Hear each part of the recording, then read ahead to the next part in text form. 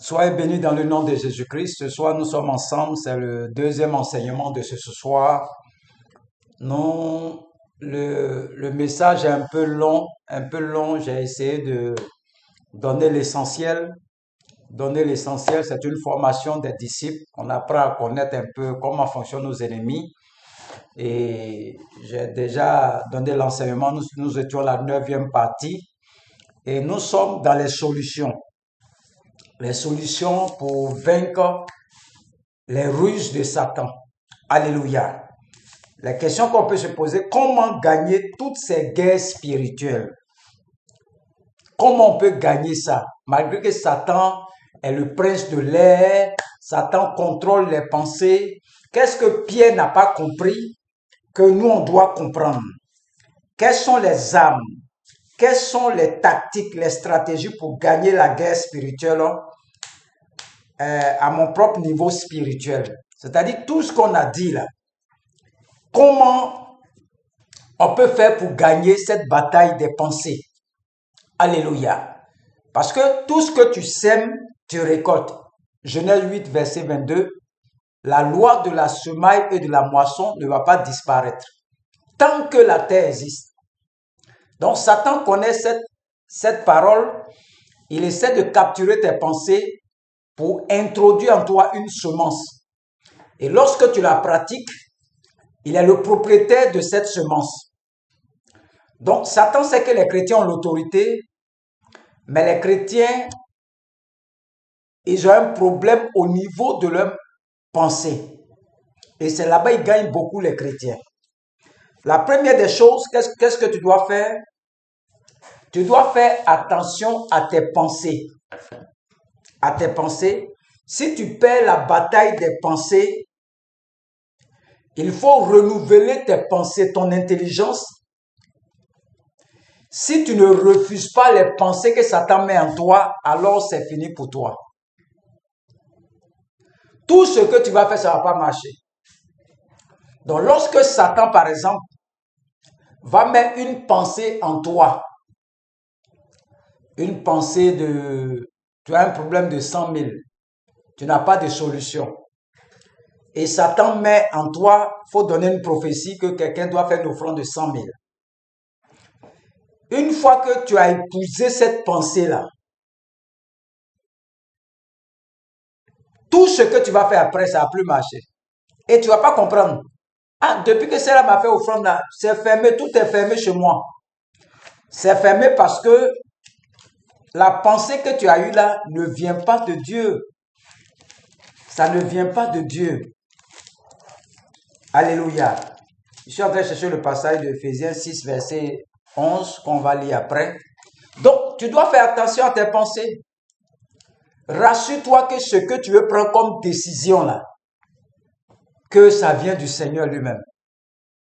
Parce que tout ce que tu pensais qui va venir, que tu pratiques, ça appartient à quelqu'un. Parce que l'homme n'a pas de pensée. Il faut retenir ça aujourd'hui. En nota bene, mets ça en rouge, puis écris ça dans un cahier garde. L'homme ne peut pas produire des pensées lui-même. Donc, toute pensée que tu vas recevoir ici, ça vient de Dieu ou Satan. Et chacun est propriétaire de sa pensée. Donc, nous allons lire un passage, Ephésiens 6, verset 11. Il dit, revêtez-vous de toutes les armes de Dieu afin de tenir ferme contre les ruses du diable.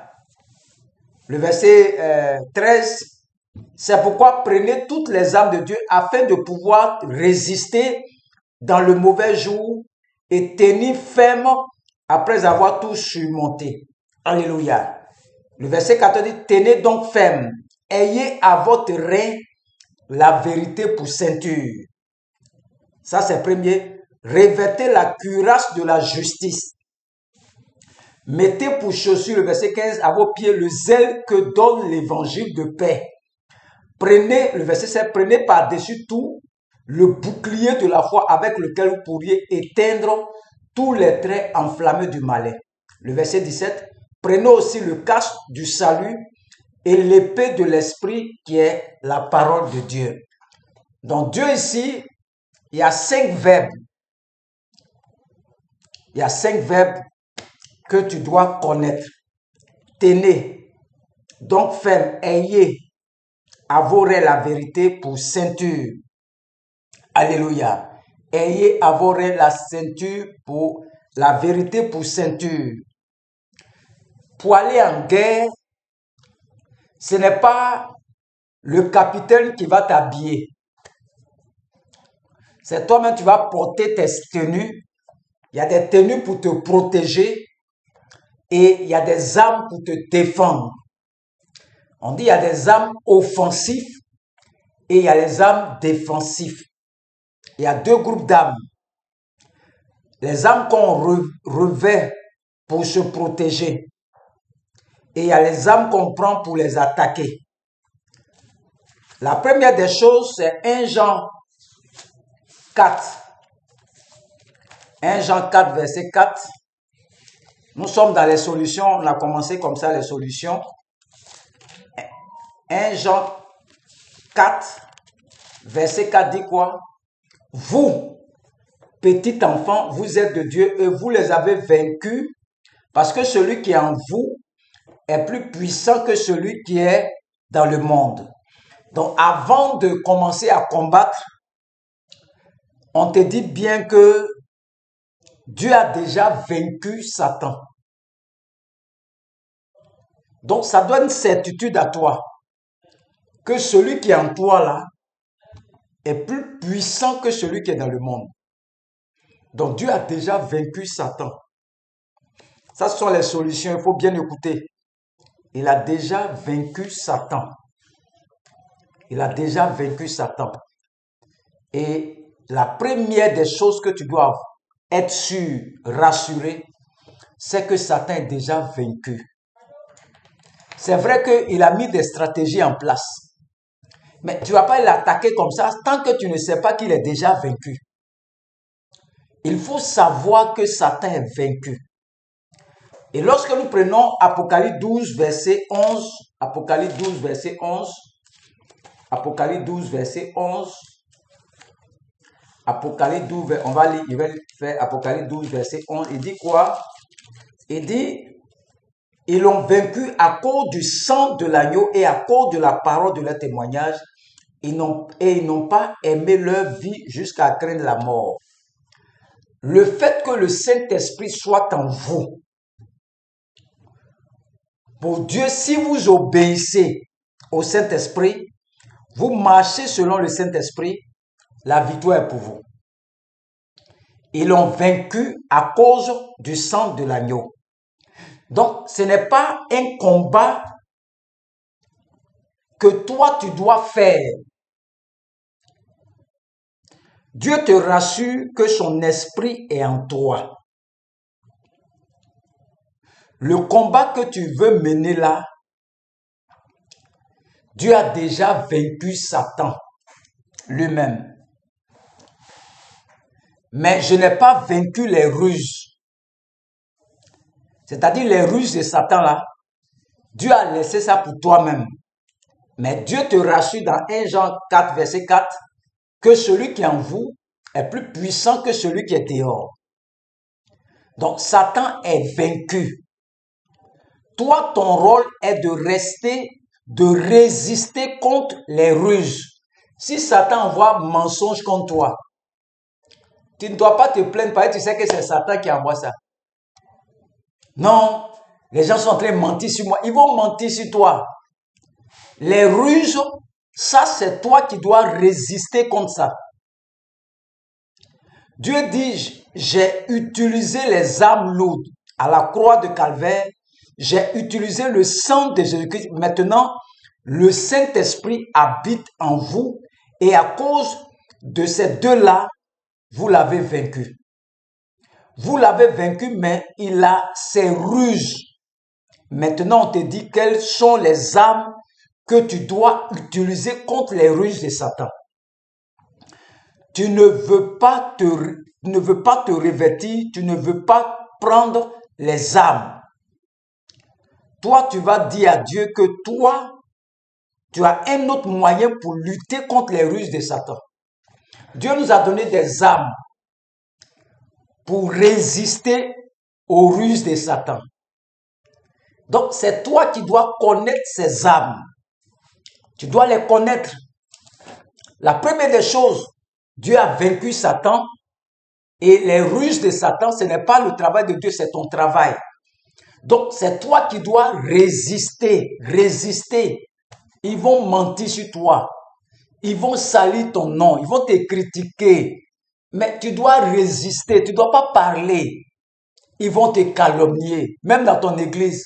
Ils vont dire toutes sortes de faussetés sur toi. La fille est ça. Elle s'habille comme ça. Elle fait ça. Elle fait ça. Lui, là, est comme ça. Toutes ces choses, tu dois résister. Alléluia. Tu dois résister. Dieu nous donne des âmes offensives, des âmes défensives. Donc, tu dois résister. Toutes sortes de choses peuvent t'arriver. Tu n'es pas à l'abri de quelque chose. Dis que tu as prié quand Satan n'a pas t'attaqué. Il faut laisser ça là. Quitte dans ces forcés, tu seras éprouvé. Vous aurez des tribulations. Tu as péché, tu n'as pas péché, tu auras des tribulations sur la terre. Satan est un kamikaze. C'est à toi de résister, résister, résister. J'étais ici un jour, ils sont venus mentir sur moi au travail que j'ai pris l'argent avec quelqu'un. Le monsieur a dit c'est moi, il allait dire que c'est le monsieur qui prie pour les gens à l'hôpital là, le prophète là. Le directeur, tout le monde a moi. Et donc lui, il prend l'argent aussi. Et tous. Il a menti sur moi. Quand il est venu, j'ai pris son sac. Il fouille dans ses papiers, voilà les reçus. Je m'allais chez le directeur, l'homme, je m'en vais voir nos patrons. Voilà les reçus qui sont là. La honte qu'on voulait mettre sur moi. J'étais fâché au début, mais laissez tomber le monsieur. Parce que c'est le diable qui est venu pour m'accuser, mentir sur moi. Mais ça a échoué. Si c'était quelqu'un d'autre, non, je veux pas, je veux pas, je veux pas. Mais sur la terre, là, même fois dans ta maison, Satan va aller là-bas. Tant qu'on respire dans ta maison, quelqu'un va venir un jour t'accuser des palabres, des calomnies. Mais il faut résister. Dieu te dit de résister, de tenir ferme. Résister, tenir ferme. Nous sommes en train de voir les solutions. On va rentrer dans les détails maintenant. C'était la première solution, c'est que le Saint-Esprit habite en toi. Si tu marches selon le Saint-Esprit, tu vas éviter beaucoup de pièges sataniques. Donc nous allons continuer encore. Je vais arrêter là. Il y a un dernier enseignement encore. Je vais terminer cet enseignement aujourd'hui. Peut-être aujourd'hui, je vais terminer tout l'enseignement. Je vais terminer l'enseignement de ce jour. Ce que tu dois retenir, c'est que Dieu nous a donné des armes pour lutter contre les ruses de Satan. Donc, on continue la formation toujours, l'enseignement. Et j'ai déjà dit 1 Jean 4, verset 4, Apocalypse 12, verset 11, le sang de Jésus-Christ. Et puis, celui qui est en vous, le Saint-Esprit, est plus puissant. Donc, si tu marches selon la parole, selon tout ce que le Saint-Esprit a te dit, tu vas éviter beaucoup de pièges sataniques. Que Dieu vous bénisse et que le nom de l'Éternel soit glorifié. Au nom de Jésus-Christ. Amen.